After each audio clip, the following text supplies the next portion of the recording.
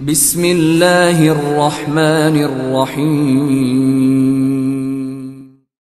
Buka Quran surah ke-51 ayat 56. Paling kanan sebelah atas. Turunannya di Quran surah ke-61 ayat yang ke-6. Prakteknya di Quran surah ke-17 ayat 78. Waktunya di Quran surah ke-4 ayat 103. Dijaga di Quran surah kedua ayat 238. Kemudian disampaikan prakteknya di hadis riwayat Al-Bukhari nomor hadis 2008 sampai dengan 2010. Jelas? Belum saya terangkan. Wah, ini orang Banten paling hebat imannya. Belum diterangkan sudah jelas. Baik, satu kita mulai. Ya Allah, ya Rasulullah, kalau kami sekarang ingin meningkatkan kedekatan dengan Allah, meningkatkan akhlak kami, sehingga kami mendapatkan rahmat Allah subhanahu wa ta'ala, maka seperti apa kami mesti memulainya? Turun ayat dalam Al-Quran untuk mempraktekkan akhlak ini, kata Allah, saya bagi kepada dua aspek yang paling utama. Dua ini Anda kerjakan, maka Allah berjanji dalam Al-Quran akan diturunkan rahmat dan keberkahan dari Allah, bukan hanya untuk satu orang, untuk seluruh kalangan yang mempraktekkan. Kalau semua masyarakat Banten, gubernurnya, wakilnya, SKPD-nya, rakyatnya, semua masyarakatnya mempraktekkan dua hal ini, dijamin oleh Allah langsung di Quran surah ke-7 ayat 96 akan dibuka semua pintu keberkahan di langit dan di bumi untuk tempat itu. Satu, saya agak cepat. Akhlak yang pertama kata Allah, Quran surah ke-51 ayat ke-56. Wa ma khalaqtul jinna wal insa illa liya'budun. Tidaklah aku ciptakan jin dan manusia itu kecuali tujuan utamanya untuk memaksimalkan ibadah kepadaku. Bagian pertama. Tidaklah aku ciptakan jin dan manusia itu kecuali tujuan utamanya untuk memaksimalkan ibadah kepadaku. Kata para ulama tafsir, mustahil seseorang menunaikan ibadah kepada Allah subhanahu wa ta'ala kecuali disertai dengan akhlak, cara bagaimana maksimal dalam beribadah untuk menyembah Allah subhanahu wa ta'ala. Maka turunlah kemudian ujian dari Allah, disertakan ujian itu dengan penampilan akhlak yang terbaik. Mari kita lihat pelan-pelan. Buka Quran surah ke-20 ayat ke-14. Nabi Musa alaihissalam ingin mendekat kepada Allah, ingin menjadi hamba Allah yang baik, ingin mengajak masyarakatnya supaya diberkahi oleh Allah. Apa keterangan pertama kata Allah subhanahu wa ta'ala? Perhatikan kalimatnya. Innani anallah. Kata Allah, hei Musa, saya Allah. La ilaha illa ana. Tidak ada Tuhan selain saya. Fa'budni, sembah saya. Ketika Allah memperkenalkan dirinya kepada Musa alaihissalam, kata Allah, saya Tuhan, nggak ada Tuhan selain saya, sembah saya, sembah saya. Bagaimana cara menyembahmu ya Allah? Wa aqimis salata lidzikri. Tunaikan salat untuk mengingat saya. Tunaikan salat untuk mengingat saya. Perhatikan bagian pertama ini. Pelan-pelan. Kata Allah, Musa, kamu hamba saya, kamu menyembah saya. Cara menyembah saya, tunaikan salat kepada saya. Musa diminta salat. Buka Quran surah 19 ayat 31 sampai dengan 33.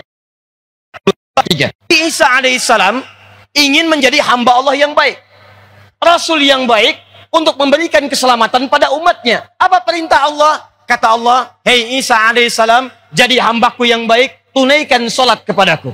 Perhatikan kalimat hadisnya. Idza qala al-'abdu alhamdulillahi rabbil alamin. Jika seorang hamba memulai salatnya, kemudian dia mulai baca Al-Fatihah, dia baca alhamdulillahi rabbil alamin, qala Allah azza wa jalla, hamadani abdi. Maka Allah menjawab seruan itu dengan mengatakan, hambaku sekarang sedang memujiku. Wa idza qala al-'abdu ar-rahmanir rahim. Kalau hamba berkata ar-rahmanir rahim, kata Allah, qala Allah azza wa jalla, asna alayya abdi, hambaku sedang menyanjungku.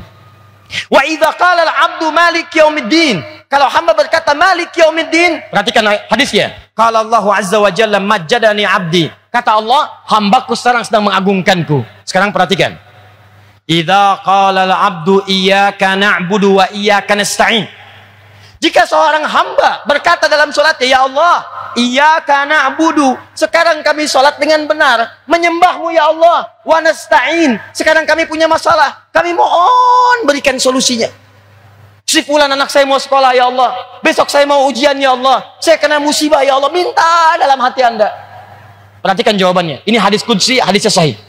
Qala Allah azza wa jalla, ketika hamba mengatakan itu dalam sholatnya, Allah langsung jawab, hadza baini wa baina abdi, ini perjanjian antara aku dengan hambaku. Wali abdi, kalau hambaku benar fokus sholatnya sampai dengan kalimat ini, masalah apapun yang dia minta sekarang, aku akan kabulkan. Apapun yang ia minta sekarang, aku akan kabulkan. Makanya Anda cek silahkan, semua bacaan sholat isinya doa. Makanya semua di kitab fikih disebut as-sholatu hiya doa. Sholat itu doa, berdiri doa, ruku doa, sujud doa, duduk di antara dua sujud doa, mau tahiyat doa, semua doa. Pertanyaan saya, di antara sekian doa yang Anda panjatkan, berapa kali yang dikabulkan? Barusannya duhur udah minta tuh, Rabbik firli, warhamni, wajburni, warfa'ni, warzukni, minta rizki, sebutkan 4 kali. Minta rizki. Pertanyaan saya, di antara sekian doa yang pernah dibacakan, berapa yang dikabulkan oleh Allah Subhanahu wa taala? 1. Termasuk juga pemerintahan. Jaga akhlak kepada Allah. Tunaikan hak Allah Subhanahu wa taala. Mudah bagi Allah ketika hak Anda diberikan, tapi hak Allah kemudian Anda tinggalkan. Mudah bagi Allah untuk menghancurkan karya yang telah Anda desain bahkan bertahun-tahun. Anda membangun sampai Provinsi Banten dibangun 5 tahun, 10 tahun, 20 tahun. Apa yang Anda bangun dalam 20 tahun, Allah bisa runtuhkan hanya dalam 2 menit saja. Kirimkan gempa, hancur semuanya. Apa yang Anda tinggikan dalam 10 tahun, Allah cuma kirimkan 1 menit saja. Datangkan banjir, selesai semuanya. Karena itu ketika kita diminta menyembah Allah, sesungguhnya bukan menuntut kita untuk sekedar menunaikan ibadah. Allah tidak butuh dengan sholat kita. Sebanten tidak sholat, tidak akan menurunkan status Allah sebagai Tuhan. Tapi yang paling menarik, kenapa kita diminta sholat? Hayya 'alas shalah. Kata Allah, hayya 'alal falah. Hei, yang belum bahagia, saya kasih. Yang pengen sukses, saya berikan. Yang pengen sejahtera, falah, saya berikan. Tapi pertanyaannya, kalau ada orang tidak sholat, tidak bahagia, tidak sholat. Antum sholat, kenapa nggak dapat? Sejahtera nggak dapat. Sukses nggak dapat. Bahagia nggak dapat. Barangkali yang pertama, akhlaknya dalam menyembah Allah itu yang kurang. 1. Ketika Anda sholat, kata Nabi, perhatikan penjelasannya, maka hadirkan suasana menyembah Allah seakan-akan engkau menatapnya. Tak mampu menatapnya, maka rasakan Allah mengawasi kita, bahkan rasakan boleh jadi itu sholat yang terakhir kita tunaikan. Akhlak yang pertama, begitu Anda menyembah Allah dalam sholat, rasakan boleh jadi itu sholat yang terakhir kita tunaikan. Wa annahum ilaihi raji'un. 2, saya agak cepat, mohon maaf. 2, akhlak dalam sholat, kalau ingin oleh Allah kemudian dikabulkan doa-doanya, dirubah perilakunya jadi baik, diberikan kesejahteraan dalam kehidupan, maka syarat yang kedua kata Al-Quran, perhatikan baik-baik, akhlak yang kedua dalam menyembah Allah, lakukan itu semua tepat pada waktunya. Bahkan jika Anda bisa mengerjakan sebelum waktunya, tunggulah waktu-waktu sholat itu dengan mendekat kepada Allah untuk mengerjakan amalan-amalan lainnya. Begitu Anda kerjakan, maka Allah janjikan beberapa hal yang tidak diberikan pada hamba-hamba sebelumnya. Contoh, ini saya buat karyawan dulu ya, tahan sebentar. Buka Quran surat 17 ayat ke-79 sampai 81. Paling kiri sebelah atas. Quran surah ke-17 ayat 79 sampai 81. Tahan. Kata Allah, tunaikan sholat itu tepat pada waktunya. Kalau perlu, tambahkan dengan sholat-sholat lain sebelum waktu sholat itu tiba. Contoh, subuh jam berapa sekarang? 4:09, 4:04, 4:07, 4:10, Masya Allah, terjadi perbedaan pendapat tentang waktu sholat subuh. Ini tandanya warga Banten yang datang bukan dari satu kota yang sama. Yang dari Tangerang, mana Tangerang? Ada, Cilegon, Serang, banyak, Pandeglang, Menes, Labuan, Masya Allah, wajar terjadi perbedaan pendapat.